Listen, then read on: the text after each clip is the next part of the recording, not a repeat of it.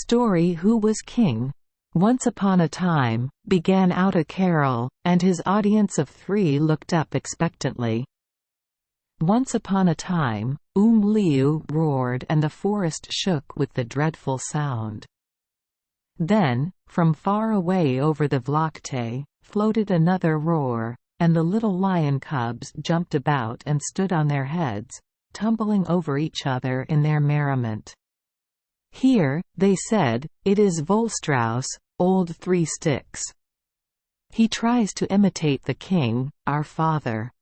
He roars well. Truly there is no difference." When Liu heard this, he was very angry, so he roared again, louder than ever. Again came back the sound over the veldt, as if it had been an echo. "Ack, no. This will never do," thought Liu. "I must put a stop to this impudence. I alone am king here, and imitators, I want none." So he went forth and roamed over the Vlakte till he met old 3 Sticks, the ostrich. They stood glaring at each other.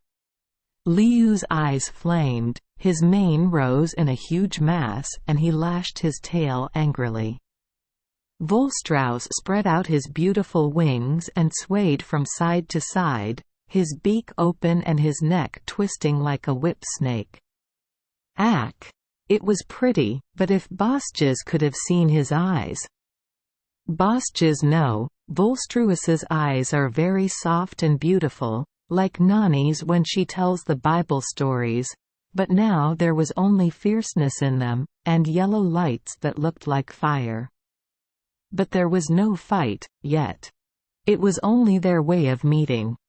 Liu came a step nearer and said, "We must see who is boss. You, Volstrauss, please to roar a little." So Volstrauss roared, blowing out his throat, so, hoo hoo hor r. It was a fearsome sound, the sort of sound that makes you feel streams of cold water running down your back when you hear it suddenly and don't know what it is. Yes, Bosjes, if you are in bed you curl up and pull the blankets over your head, and if you are outside you run in and get close to the Nui or Nani. A slight movement, indicative of contradiction, passed from one to another of his small hearers, but, unless it was a free and easy, conversational evening, they made it a point of honor never to interrupt Auda in full career. This, like other things, could await the finish of the story. Then Liu roared, and truly the voices were the same. No one could say, "This is a bigger voice," or, "That is a more terrifying voice." No, they were just equal. So Liu said to Volstrauss, "Our voices are alike. You are my equal in roaring. Let it then be so. You will be king of the birds as I am king of the beasts. Now let us go hunting and see who is boss there." Out in the Vlakte some Sasabi were feeding, big fat ones, a nice klompie. So Liu started off in one direction and Volstrauss in the other, but both kept away from the side the wind came from. Wild bucks can smell, ach tosh. So good. Just one little puff when a hunter is creeping up to them, and at once all the heads are in the air. Sniff, sniff, sniff, and they are off like the wind. Dust is all you see, and when that has blown away, ach no. There are no bucks. The whole veldt is empty, empty. Auda stretched out his arms and waved them from side to side with an exaggerated expression of finding nothing but empty space, his voice mournful with a sense of irreparable loss. But, he took up his tail with renewed energy. Liu and Volstrauss were old hunters. They knew how to get nearer and nearer without letting the bucks know. Liu trailed himself along slowly, slowly, close to the ground, and only when he was moving could you see which was Liu and which was sand.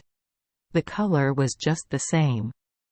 He picked out a big buck, well-grown and fat, but not too old to be juicy, and when he got near enough he hunched himself up very quietly, so, my little masters, just so, ready to spring, and then before you could whistle, he shot through the air like a stone from a catapult, and fell, fair and square, onto the Sasabi's back, his great tearing claws fastened on its shoulders and his wicked teeth meeting in the poor thing's neck. Ack! The beautiful big buck! Never again would his pointed horns tear open his enemies. Never again would he lead the herd, or pronk in the veldt in mating time. Never again would his soft nostrils scent danger in the distance, nor his quick hoofs give the signal for the stampede. No, it was really all up with him this time.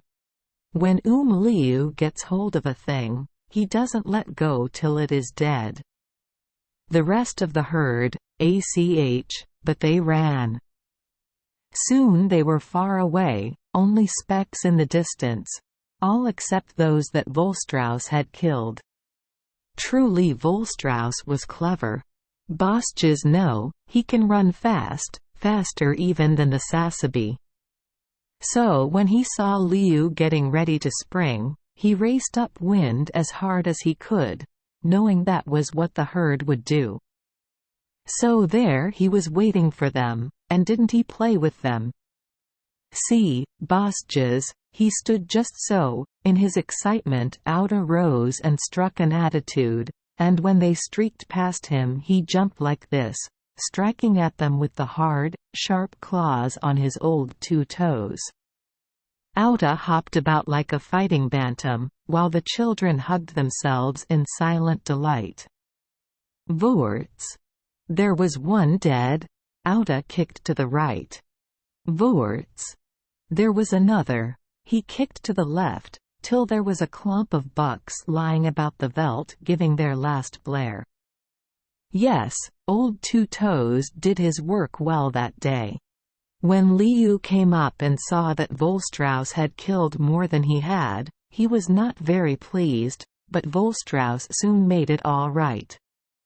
Liu said, "You have killed most, so you rip open and begin to eat." "Oh no," said Volstrauss, "you have cubs to share the food with, so you rip open and eat." "I shall only drink the blood." This put Liu in a good humor. He thought Volstrauss a noble, unselfish creature. But truly, as I said before, Volstrauss was clever. Bosjes see, he couldn't eat meat, he had no teeth. But he didn't want Liu to know. Therefore he said, "You eat, I will only drink the blood." So Liu ripped open, skrrr, skrrr, and called the cubs, and they all ate till they were satisfied. Then Volstrauss came along in a careless fashion, pecking as he walked, and drank the blood. Then he and Liu lay down in the shade of some trees and went to sleep. The cubs played about, rolling and tumbling over each other. As they played they came to the place where Volstrauss lay. "Aha!" said one, "he sleeps with his mouth open." He peeped into Volstrauss's mouth. "Aha!" he said again, "I see something." Another cub came and peeped. "Allah cracked," he said, "I see something too. Let us go and tell our father." So they ran off in great excitement and woke Liu. Come quickly," they said. "Volstrauss insults you by saying he is your equal. He lies sleeping under the trees with his mouth wide open, and we have peeped into it, and behold, he has no teeth. Come and see for yourself." Liu bounded off quick with the cubs at his tail. "Near rrr," he growled, waking Volstrauss, "near rrr. What is the meaning of this? You pretend you are my equal, and you haven't even got teeth. "Teeth or no teeth," said Volstrauss, standing up wide awake, "I killed more bucks than you did today. Teeth or no teeth, I'll fight you to show who's boss." "Come on," said Liu. "Who's afraid? I'm just ready for you. Come on." "No, wait a little," said Volstrauss. "I've got a plan. You see that ant heap over there? Well, you stand on one side of it, and I'll stand on the other side, and we'll see who can push it over first. After that we'll come out into the open and fight." "That seems an all right plan," said Liu, and he thought to himself, "I'm heavier and stronger. I can easily send the ant heap flying on to old Three Sticks, and then spring over and kill him."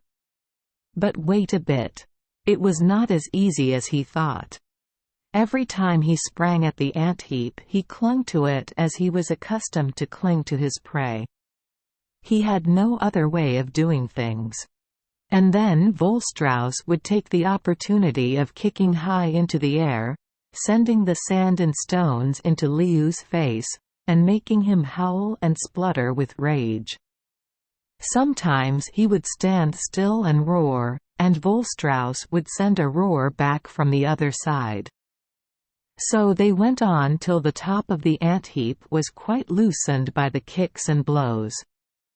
Liu was getting angrier and angrier, and he could hardly see, his eyes were so full of dust. He gathered himself together for a tremendous spring, but, before he could make it, Volstrauss bounded into the air and kicked the whole top off the ant heap. Array, but the dust was thick. When it cleared away, there lay Liu, groaning and coughing, with the great heap of earth and stones on top of him. "Oh I," wailed the cubs, "get up, my father. Here he comes, the toothless one. He who has teeth only on his feet. Get up and slay him." Liu shook himself free of the earth and sprang at Volstrauss, but his eyes were full of sand. He could not see properly, so he missed.